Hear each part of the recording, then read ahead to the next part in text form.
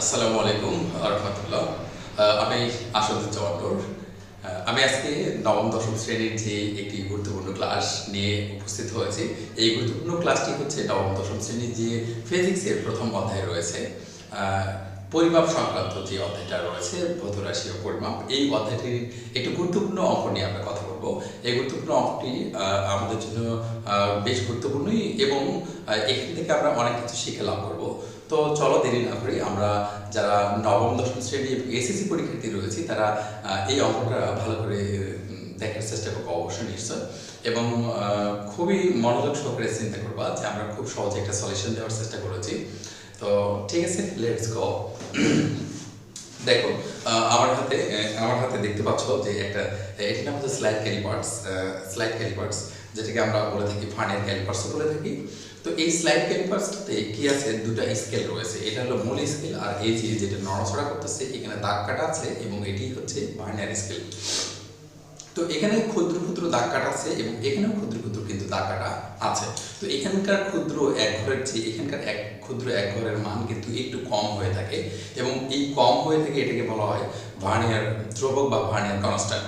এই ভার্নিয়ার কনস্ট্যান্টকে আমাদের বের করার জন্য একটি সুন্দর একটি সূত্র রয়েছে, সেটা হচ্ছে VC = S/N, যেখানে S এর মান হচ্ছে এখানকার এক ঘর, অর্থাৎ ক্ষুদ্রতম এক ঘরের মান হচ্ছে 1 মিলিমিটার, এবং N হচ্ছে এখানে কয়টি দাগ কাটা আছে আমি মনে করলাম 10টি, তাহলে এই 10টি হচ্ছে কি এখানকার দাগ কাটার মান। ওকে, ক্লিয়ার?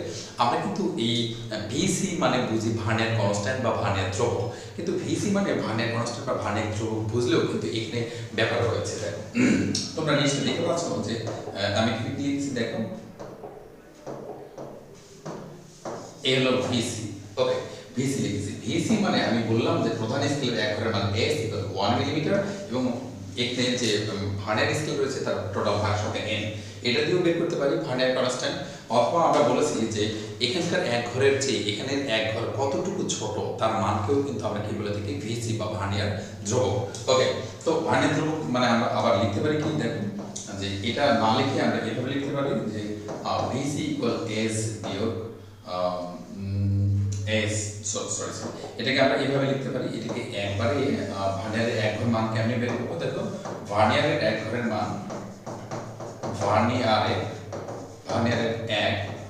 এক ঘরের মান কেমনে বের হবে, এক ঘরের মানটা বের হবে যে ভিসি মানে কতটুকু ছোট, আর কোথা থেকে কতটুকু ছোট, মূল স্কেল থেকে কতটুকু ছোট, তাহলে এই হলো মূল স্কেল, কতটুকু ছোট ভিসি। ওকে, তাহলে আমরা এইভাবে কিন্তু ভার্নিয়ারের এক ঘরের মান কিন্তু পেয়ে যেতে পারি। চলো আমরা একটা অঙ্ক দেখতে পাচ্ছি। সেই অঙ্কের প্রথমে কিন্তু যে অংশগুলো লেখা আছে সেটা হচ্ছে একটি স্লাইড ক্যালিপার্সে প্রধান স্কেলের ক্ষুদ্রতম এক ঘরের মান 1 মিলিমিটার, এখানে এক ঘরের মান দেওয়া আছে 1 মিলিমিটার, এবং ভার্নিয়ার ধ্রুবক দেওয়া আছে 0.005 সেন্টিমিটার, অর্থাৎ এই মানটুকু দেওয়া আছে, ভিসি মান দেওয়া আছে। সমান পুরুত্বের ঘনাকৃতির একটি লোহার ফাঁপা বাক্সের বাইরের এবং ভিতরের। আচ্ছা, আমি তোমাদেরকে যেটা বোঝানোর চেষ্টা করছি, দেখো ঘনাকৃতির মানে ঘনক আকৃতি। ওকে, ঘনক আকৃতির একটা অংশ বোঝানো হয়েছে এখানে। আমি চেষ্টা করি যে তোমাদেরকে এটা বোঝানো যায় কিভাবে। আমি একটা ঘনক আকৃতির একটা বস্তু নিচ্ছি, দেখো নিশ্চয় দেখতে পাচ্ছ এটা একটা ঘনক আকৃতির বস্তু।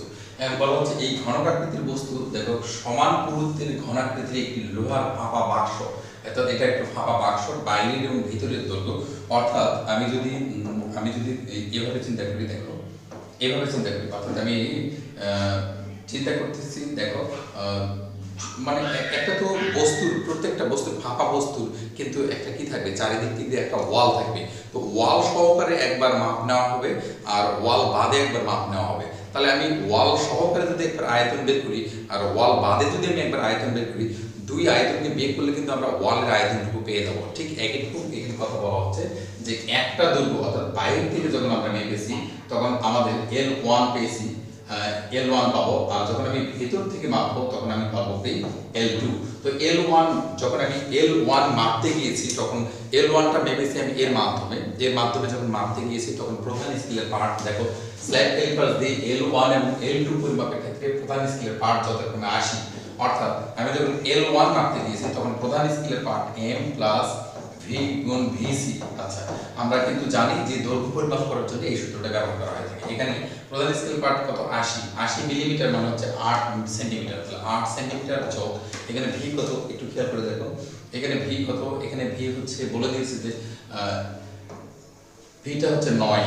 এই যে দেখো ভাঙের সমাধানকে ভি বলা হয় 9 গুণ ভিসির মান হচ্ছে দেখো 0.007, তাহলে 0.005 হবে।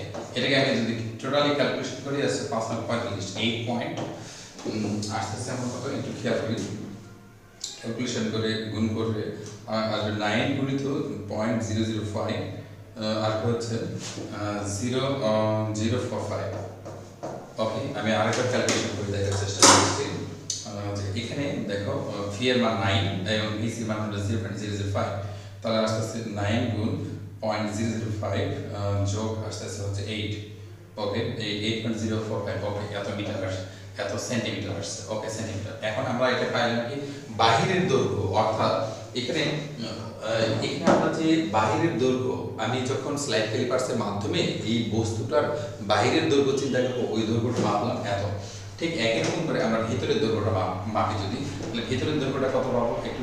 আচ্ছা, বাইরের দৈর্ঘ্য তো পেয়েছি না, বাইরের দৈর্ঘ্য দিয়ে বাইরের একটা আয়তন বের করার চেষ্টা করি। তাহলে বাইরের আয়তন এখন আমি আগে বলে দিই তোমাকে, একটা ঘনকের এক বাহু দেওয়া আছে, এক পৃষ্ঠের এক বাহু দেওয়া থাকলে ওই পৃষ্ঠটার ক্ষেত্রফল বা আয়তন বের করতে হলে তাহলে আমরা কি করবো, ক্ষেত্রফল যদি বের করি তাহলে বাহুর উপরে স্কয়ার করবো, আর যদি কি করি আয়তন বের করি তাহলে যে বাহুটা আমরা পেয়েছি, বাহুর দৈর্ঘ্য পেয়েছি, এই দৈর্ঘ্যের উপরে কিউব করবো। তাহলে এর উপরে যদি আমি কিউব করি, অতএব বাহিরের কি হবে বলো, বাহিরের আয়তন কত নিয়ে আসবে, L1 এর উপরে কিউব করে দাও, অর্থাৎ 8.045 তারপরে আমি কিউব করে দিলাম। ঠিক আছে, আমার একটা উত্তর চলে আসবে এখানে। উত্তরটা আসবে হচ্ছে 8.045, তারপরে আমি কি দিলাম, পাওয়ার কিউব দিয়ে দিলাম। ওকে, পাওয়ার দিয়ে দিলাম কিউব, তাহলে আমার আসতেছে হচ্ছে কত আসতেছে 520.520.520.669 দিলাম, 69 আচ্ছা সেন্টিমিটার কিউব। এটা হলো বাইরের আয়তন চলে আসলো। ঠিক একই রকম করে আমরা কি করবো, ভেতরের আয়তনটা নির্ণয় করবো। ভেতরের আয়তন যখন নির্ণয় করতে যাবো তখন কিন্তু আমি কি করবো, ভেতরের আয়তন দেখো, যে ভেতরের আয়তনটা বের করতে গেলে আমি করবো কি, আচ্ছা আমি এটাকে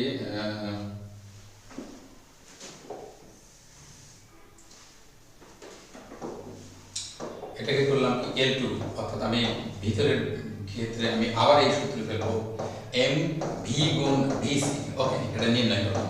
তাহলে আমি যখন ভিতরে নির্ণয় করতে যাবো, দেখো আমরা যখন ভিতরে নির্ণয় করতে যাবো তখন কিন্তু এখানে বলে দিয়েছে, দেখো এখানে কথা বলেছে যে ভিতরেরটা যখন পরিমাপ করতে যাবো তখন আমাদের মান আসবে হলো 60 মিলিমিটার, মানে 6 সেন্টিমিটার।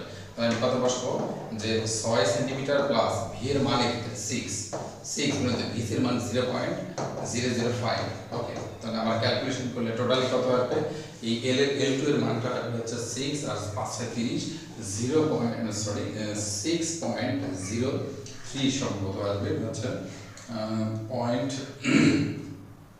0.005 গুণিত হচ্ছে আমার কত 6, এর সঙ্গে আসবে যোগ 6, তাহলে উত্তর আসছে 6.03 সেন্টিমিটার। আমি যদি এটা কি করলাম, এটাকে যদি আমি এখন টোটালি কি করি, এর উপরে ঠিক একই রকম করে এই যে বাইরে ভেতরে, এটা হলো ভেতরের দৈর্ঘ্যকে যদি আমি কিউব করে দিই তাহলে দৈর্ঘ্য নির্ণয় করলাম আমরা, এর উপরে যদি কিউব করে দিই তাহলে ভেতরের একটা আয়তন পাবো। ঠিক আছে, এই আয়তনটা আমরা কত পাবো, হচ্ছে এর উপরে আমি কিউব করে দিলাম। ওকে, কিউব করে দিলে আসবে 200 হচ্ছে 219.26 আসবে সেন্টিমিটার কিউব। তাহলে বাইরের এবং ভিতরের যদি আমি আয়তনটাকে বাদ দিই তাহলে কিন্তু আমরা ওয়াল, অর্থাৎ লোহার যে অংশটা রয়েছে সেই অংশের আয়তনটা পেয়ে যাবো। লোহার অংশটা আমি যদি আয়তনটা করতে চাই তাহলে আমি কি করবো, যে তাহলে লোহার আয়তন বা লোহার দেওয়ালটার আয়তন কত নিতে হবে, ভি ইকুয়াল V1 বিয়োগ V2। আচ্ছা 520 আছে এখানে, তাহলে 520 পয়েন্ট, আচ্ছা 520 পয়েন্ট হচ্ছে কত আসতেছে 520.69। 69। আচ্ছা, তাহলে উত্তরটা আসতেছে আমাদের 301.433। ঠিক আছে, এটা আসতেছে সেন্টিমিটার কিউব। এই যে দেখো লোহার চারিদিকে, অর্থাৎ ওই বস্তুটার এই যে ঘনকাকৃতির যে বস্তুটা আছে না, এই ঘনকাকৃতির বস্তুর চারিদিকে যে ওয়াল আছে লোহার, এই ওয়ালটার আয়তন দাঁড়ালো কত? 301.433 সেন্টিমিটার কিউব। এবং এখানে একটা ক্লু দেওয়া আছে, দেখো এখানে একটা আমাদের জন্য অঙ্ক করার জন্য এখানে বলে দিয়েছে। দেখো 1 ঘন সেমি লোহার ভর, অর্থাৎ 1 সেন্টিমিটার কিউব লোহার ভর 7.2 গ্রাম। 7.2 গ্রাম হলে বাক্সের লোহার ভর, অর্থাৎ বাক্সটার যে লোহাটা ব্যবহার করা আছে ওই লোহার ভর কি 2 কেজি হবে, ওরা জানতে চেয়েছে। তাহলে আমরা এখন এখানে দেখো আমরা পদের মতো করে অঙ্কটা সাজিয়ে দিলাম। ওরা কিন্তু আমাদেরকে যেটা বলেছে সেটা হচ্ছে, দেখো আমরা এখানে লিখে দিলাম যে 1 সেন্টিমিটার কিউব লোহার ভর কতখানি? লোহার ভর হচ্ছে 7.2 গ্রাম। ওকে, তাহলে আমাদের সেন্টিমিটার কিউব আছে কত? 301.433 সেন্টিমিটার কিউব লোহার ভর তার আছে কত? 7.2 গুণিত 301.433। আমি এটাকে গুণ দিয়ে দিচ্ছি, তাহলে এটার সঙ্গে আমি গুণ দিয়ে দিচ্ছি, গুণ হচ্ছে 7.2। তাহলে আসতেছে আমার কথা নেই 7.2 গুণ আসতেছে হচ্ছে 301.433। আচ্ছা, 2170.3176 এই এত গ্রাম দাঁড়িয়েছে। আর আমাদেরকে কেজির সঙ্গে তুলনা করতে বলেছে, তাই আমি কি করবো? কেজি বানাই নিব। তাহলে এটাকে যদি আমি কেজি বানাই নিই তাহলে আমার কত আসতেছে একটু খেয়াল করতো। এটা আসতেছে হচ্ছে 1000 দ্বারা ভাগ দিলে, 1000 দ্বারা ভাগ দিলে আসবে হচ্ছে 2.17031776 কেজি। অর্থাৎ আমাদের যদি আমি এই গ্রামের মানটা পেলাম, টোটাল যে পরিমাণ আমরা লোহা ব্যবহার করেছি ওই লোহাটা কি করলাম, যে পরিমাণ লোহা ব্যবহার করেছি এই পরিমাণ লোহার যেটা আয়তন বের হয়েছিল ওই আয়তনটাকে আমরা ভরে কনভার্ট করে দেখলাম যে আমাদের টোটালি ভরটা এসেছে কত? যে 2 পয়েন্টের উপরে, অর্থাৎ 2 কেজির উপরে আসছে। আর ওরা আমাদের কাছ থেকে জানতে চেয়েছিল 2 কেজি হবে কিনা। আমরা শেষে গিয়ে লিখে দিতে পারি হ্যাঁ, যে পরিমাণ লোহা ওই বাক্সটাতে ব্যবহার করা হয়েছে ওই লোহার ভর অবশ্যই 2 কেজি হবে। এখানে আর একটা অঙ্ক রয়েছে, কিন্তু এই অঙ্কগুলোর ক্ষেত্রে আমাদেরকে মনে রাখতে হবে যে আমরা গ নম্বর যে অঙ্কটা আছে সেই গ নম্বর কিন্তু অঙ্কটা ছেড়ে আসছে। দেখো গ নম্বর অঙ্কের জন্য আমি কি করবো?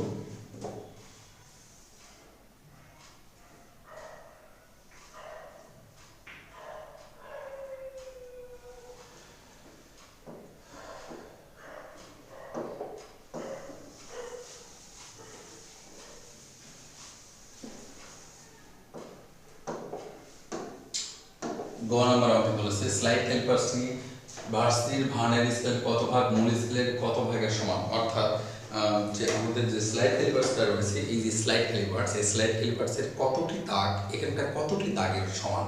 এই ধরনের প্রশ্ন করলে তোমাকে প্রথমত মনে রাখতে হবে এই স্কেলের ক্ষেত্রে ভিসি জানতে হবে এবং এন জানতে হবে।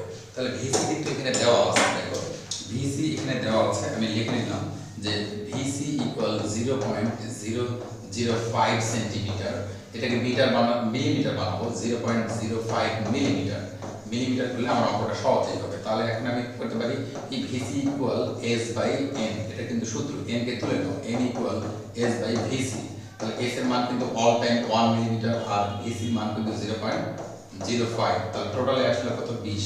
খেয়াল রাখতে হবে, এই যে 20 পেয়ে গেলাম। মনে রাখতে হবে যখন বলবে যে এই স্কেলের এত ভাগ ওই স্কেলের কত ভাগের সমান, এই ধরনের প্রশ্নের ক্ষেত্রে ভিসি এবং এন জানতে হবে। তাহলে ভিসি এবং এন জানতে হলে প্রথমত আমরা এভাবে ক্যালকুলেশন করে নিব অবশ্যই। তারপরে আমি কি করতেছি, দেখো ভার্নিয়ার স্কেল এক ঘরের মান দিয়ে বের করব। ভার্নিয়ার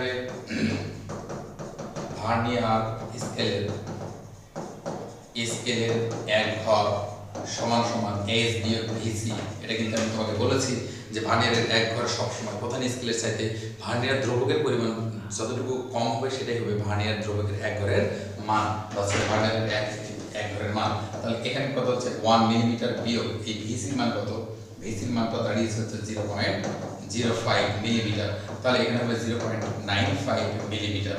তাহলে দেখ এক ঘর মানে কতখানি 0.95।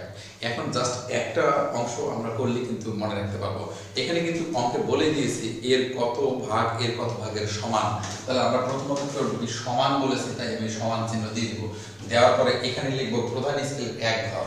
তাহলে প্রধান স্কেল বা মূল স্কেলের, তাহলে মূল স্কেলের এক ঘর, মূল স্কেলের এক ঘর দিলাম, তারপরে গুণ চিহ্ন দিলাম। আচ্ছা, আমার সমান চিহ্নটা একটু পরে লিখবো। আচ্ছা, এক ঘর গুণ চিহ্ন দিয়েছি, গুণ চিহ্ন দেওয়ার পরে মূল স্কেলের এক ঘর এবং টোটাল ঘর, এবং মূল স্কেলের নির্ণীত ঘর,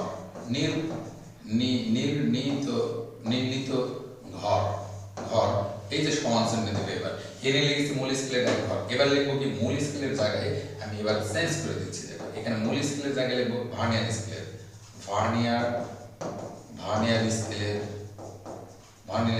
এক ঘর।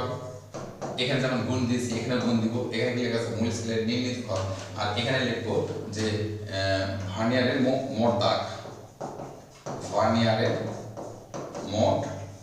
মোট দাগ। ওকে, ক্লিয়ার। তাহলে এই যে নির্ণীত যে ঘর এটাকে আমি ধরলাম x, আর এক ঘরের মান হচ্ছে কত 1 মিলিমিটার। তাহলে হলো 1 গুণিত এটাকে ধরলাম কত x। তাহলে মূল স্কেলের এক ঘর হলো 1 মিলিমিটার, আর মূল স্কেলের নির্ণীত ঘর ধরেছি x ইকুয়াল ভার্নিয়ার স্কেলের এক ঘরের মান হচ্ছে 0.95 গুণিত এখানে ভার্নিয়ারের মোট দাগ সমান আছে 20 এবং সেটা গুণফল হবে কত মিলিমিটার।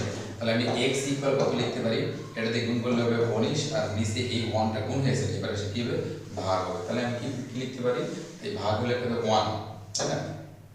ভাগ হলে কত হবে এখানে 1, তাহলে কত আসছে টোটালি 19। অর্থাৎ মূল স্কেলের নির্ণীত ঘর কত 19। অর্থাৎ মূল স্কেলের যখন 19 ঘর তখন ভার্নিয়ার স্কেলের কয় দাগ হবে 20 ঘর। এটাই হচ্ছে এই অঙ্কের রুলস এবং নিয়ম। ঠিক আছে, নেক্সট কোনো একটি নতুন টিউটোরিয়ালে দেখা হবে। আল্লাহ হাফেজ।